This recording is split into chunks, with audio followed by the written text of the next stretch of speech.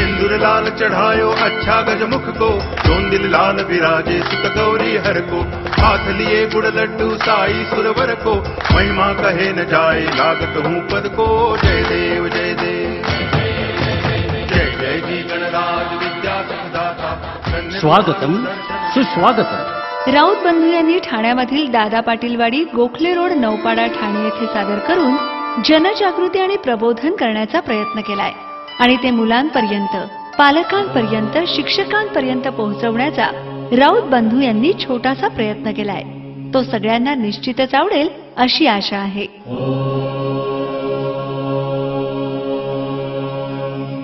आपला भारत देश म्हणजे ती अनेक साधू संतांची कर्मभूमी आहे, शूरांची, रणवीरांची भूमी आहे।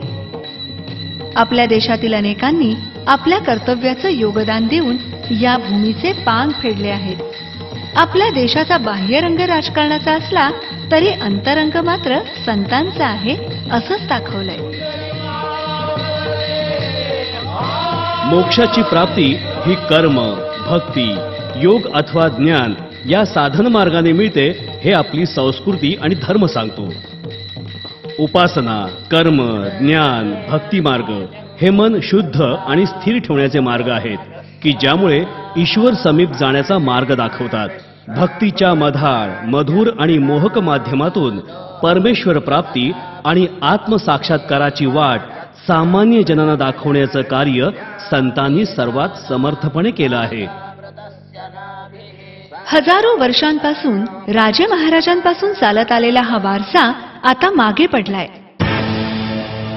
भारतीय संस्कृती ही मानवता, धर्मशक्ती, वेद, ज्ञान, विज्ञान, राष्ट्रभक्ती आणि भक्ती शिकवते आणि त्यातून संवर्धन, सुसंस्कार, सद्विचार, सुसंवाद, समृद्धी आणि समाधान देते।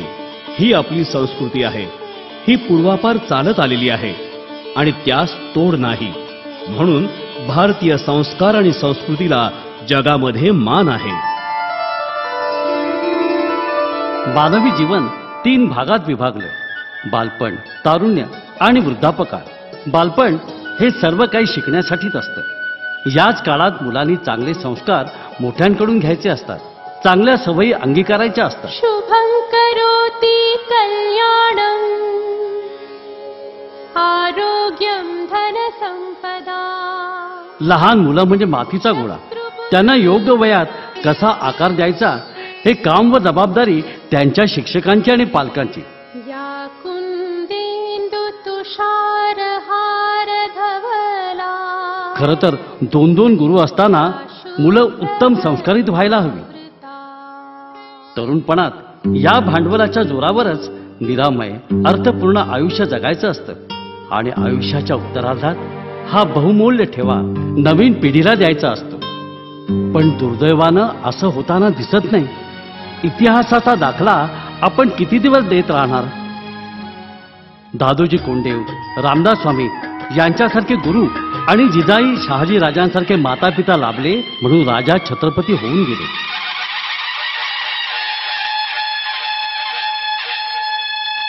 साने गुरुजींमुळे श्यामची आई ही व्यक्तिरेखा अजरामर झाली। त्यामुळे गुरूंचं स्थान उच्चच राहणार। पण हल्ली त्यातही कमालीची व्यावसायिकता आली आहे। अत्यंत धकाधकीच्या धावपळीच्या जीवनात स्वतःच्या मुलांकडे वेळ द्यायला कुणालाच वेळ उरला नाही। जागे अभावी म्हणा वा वैचारिक मतभेदांमुळे म्हणा, घरातील अनुभवी वृद्ध आजी आजोबांची रवानगी गावाकडे नाहीतर वृद्धाश्रमात झालीय। पण मुलांवर चांगले संस्कार कोण करणार? पाळणा घरं काय काय देणार? आजच्या युगात आपण पाहिलं तर ज्येष्ठ नागरिकांना किती कष्ट भोगावे लागतायत। वृद्ध आई वडील लवकर जातील तर बरं अशी विचारसरणी समाजामध्ये फोफावते। ही आणि अशीच असंख्य उदाहरणं रोज आपल्या वाचण्यात येऊ लागली आहेत। आजच्या किती मुलांना मनाचे श्लोक पाठ आहेत? उत्तर बहुतेक नकारार्थीच मिळेल। उलट त्यानं कितने आदमी थे रे सांबा किंवा मुगॅम्बो खुश हुआ असे डायलॉग पाठ असतात। टीव्हीची कृपा, दुसरं काय।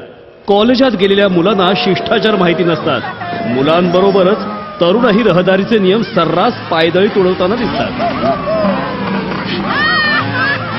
या उलट आपली तरुण पिढी आपले संस्कार आणि संस्कृती सोडून रंगमहालाकडे वळली आहे.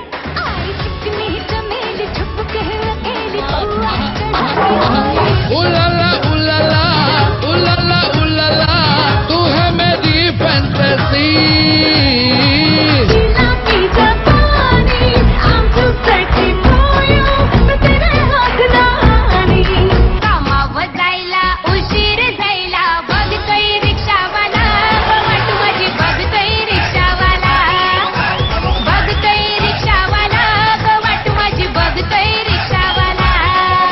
अश्लील गाणी, नाच, मद्यामध्ये धुंद, बेछूट बेताल वागणं, शेजार धर्म नाही, आदर भाव नाही, निर्णय घेण्याचा अभाव, चांगल्या सवयींचा अभाव, संस्कार आणि संस्कृतीची ऐशी की तैशी, व्यसनाधीन, कर्म, भक्ती, ज्ञान यांचं भान नाही, करण्याची आवड नाही.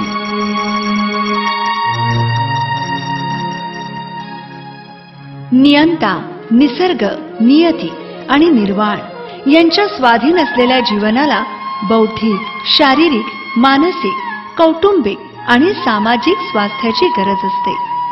कुटुंबाचा सर्वांगीण विकास होऊन आपली मुलं, नातवंड सुसंस्कार संपन्न, आदर्श, सुखी आणि राष्ट्रभक्त व्हावीत. हम लाए हैं तूफान से किश्ती निकाल के, इस देश को रखना मेरे बच्चों संभाल के. तुम ही भविष्य हो मेरे भारत विशाल के, इस देश को रखना मेरे बच्चों. म्हणून वर्षाचे सर्व सणोत्सव, राष्ट्रीय सण, विश्वातील सर्व धर्म आणि धर्मगुरू, पूजा, सूक्त, प्रार्थना आणि त्यांचं विज्ञान यांची संपूर्ण माहिती, तसंच घरातील सगळेजण आरोग्य संपन्न व्हावीत आणि राहावीत यासाठी योगासन, प्राणायाम, आहार विहार, आयुर्वेदिक औषधं यांचं ज्ञान असणं आवश्यक आहे. शिक्षण, परिपाठ, बोधकथा, सुविचार, म्हणी, साधू, संत, आदर्श व्यक्ती यांची शिकवण आणि चरित्र यांनी आत्मविश्वास येतो आणि वाढतो. अनंत विषयांचं ज्ञान प्राप्त होऊन बुद्धी प्रगल्भ होते. ही आपली संस्कृती आहे. हीच आपली संस्कृती असून त्यातून आपल्यावर संस्कार झालेले आपण भारतीय आणि हिंदू आहोत. पण आपण आपल्या देशाचे संस्कार आणि संस्कृती विसरत चाललो. आज आपला विद्यार्थी वर्ग, तरुण वर्ग हा आपल्या देशाचे संस्कार आणि संस्कृती विसरून पाश्चात्य संस्कृतीच्या अधीन झाले आहे. आणि पाश्चिमात्य देशातील लोकांनी हिंदू धर्म, त्यातील संस्कार आणि संस्कृती घेण्यासाठी आपल्या देशामध्ये येऊन आपली संस्कृती आणि संस्कार शिकून आपलं जीवन कृतार्थ केलं आहे. आणि त्यांचं हे कार्य अव्याहत चालू आहे. यात अतिशयोक्ती नाही. माणसाच्या जीवनात दुःख नेहमीच येत असतात. माणसाचं जीवन सुखी, समाधानी कसं होईल याचा तो विचार करत असतो. आणि त्यासाठी जीवन कसं जगावं या विवंचनेत तो पडलाय. त्याला भक्ती हा एक मार्ग आहे. आता भक्ती म्हणजे काय?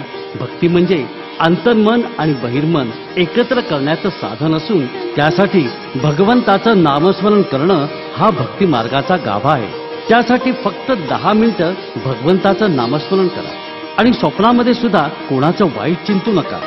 आपल्या मनातली कोणतीही इच्छा भगवंताला मनात सांगा. ती तुमची इच्छा भगवंत नक्की पूर्ण करेल. यात अतिशयोक्ती नाही असा आमचा विश्वास आहे. त्यानेच आपल्याला मनशांती मिळेल.